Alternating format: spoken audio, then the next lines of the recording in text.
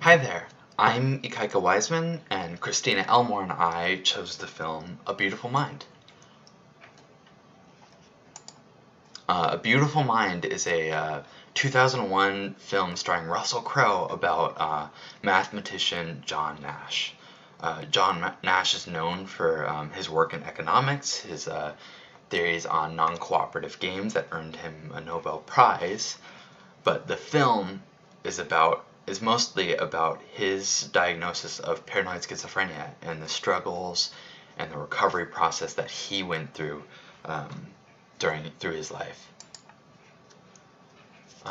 Schizophrenia spectrum disorders, individuals who suffer from that, they often get a lot of positive and negative symptoms. Positive ones including hallucinations, like seeing or hearing things, delusions of like paranoia, like, oh, the government's out to get me, or of reference, like, oh, the people in my class are talking behind my back, or like control, like, oh, aliens are controlling my mind, things of that nature. The negative symptoms include things like social withdrawal, lack of facial expression, limited or jumbled speech, strange, repetitive, and catatonic body movements. All of these symptoms impairing functioning for at least like 6 months, on top of also having the positive symptoms active for at least one of those months. It's a degenerative disease, so it gets progressively worse over time, and usually starts in early adulthood or like late adolescence. It does not have a cure yet. What is known is that it does involve imbalances with dopamine levels, like having overactive dopamine, and also underdevelopment of like the prefrontal cortex, so like organizing and decision making, and things of that such. In the film A Beautiful Mind, it actually portrays schizophrenia really well. It doesn't over dramatize it. John Nash, he had delusions about the character Parcher, who was a government employee who had tasked him to find a bomb, searching for patterns in newspaper articles. And throughout the film, he feared that Soviet spies were out to get him, and that he had this chip in his wrist that allowed him to enter government facilities. He also had hallucinations of the character Charles, his roommate at Princeton, and then eventually Charles' supposed niece, Marcy. The film showed a lot of his negative symptoms that could be interpreted as early signs. So like before his delusions got worse, he was already a loner. He had very catatonic behavior. He was very rarely expressive. He often stated how direct his language was and how people didn't really like him. So his negative symptoms were present throughout and were part of his personality. The film also portrayed his treatment pretty well, because at the time all there was insulin shock therapy and the antipsychotic medications. And they showed how the medications affect his drowsiness, his thinking, lowered his sex drive. So overall, the portrayal in the film of schizophrenia was actually really well.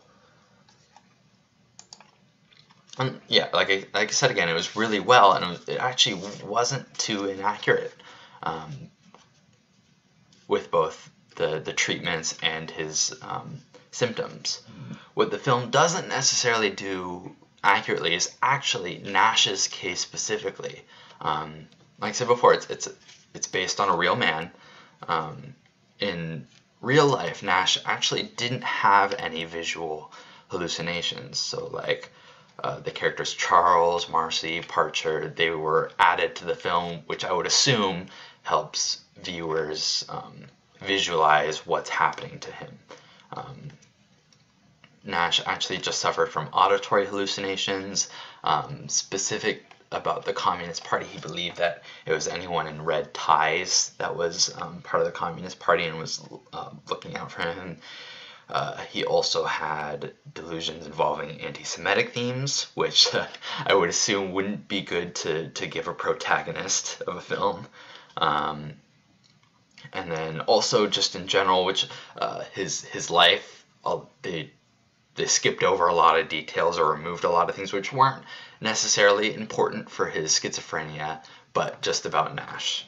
Like, for instance, he had instances about homosexuality, he had a whole nother affair in another child, he wasn't actually given a Nobel acceptance speech because of his diagnosis. So overall, it was good about schizophrenia, but not necessarily Nash specifically. The potential influence of this film, one of the more important things that this film really establishes is acceptance.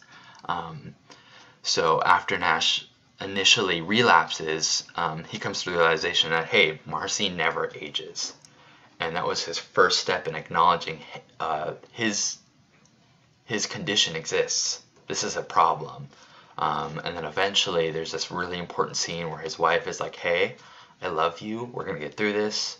That was so important for his recovery process. And then again, he's becoming, or as he's accepting this and learning more, he's becoming more autonomous. He goes back to his colleague, Hansen, who is working at Princeton, his old graduate school. And Hansen allows him to come onto campus and attend some classes and to hang out in the library and study and do all these things, which is another step to his recovery and becoming a functioning person in his daily life. This eventually, he got bullied on campus. He was called the Phantom, in real life. But eventually, students started reaching out to him. There's one particular scene where a student acknowledges him and accepts his knowledge in mathematics. And that allows him to actually establish social connections with other people, and eventually lands him a job again, teaching classes, allowing him to be completely autonomous and return to normal daily functioning. The potential influence is that it's really good for the public to understand that, hey, it's accepting individuals with mental health issues. It's accepting these individuals that's going to help them get better, and not stigma or adding stress to them, because stress is a trigger. And that's why it's the responsibility of filmmakers to make films that destigmatize pathologies and mental illness, and that they need to make sure the public don't have false beliefs or misconceptions about what these people or these individuals are going through, and that filmmakers and screenwriters need to be educated. They need to understand what they're filming and what they're trying to portray before they do it. And this film did a great job of that. And they need to make sure that they aren't over-dramatizing or villainizing these characters with mental health issues that are out of their control. But yeah, so overall, it was a good film. It represented schizophrenia really well, not necessarily John Nash, but mental illness and dealing with that really well. I would highly recommend the movie. Thank you for your time.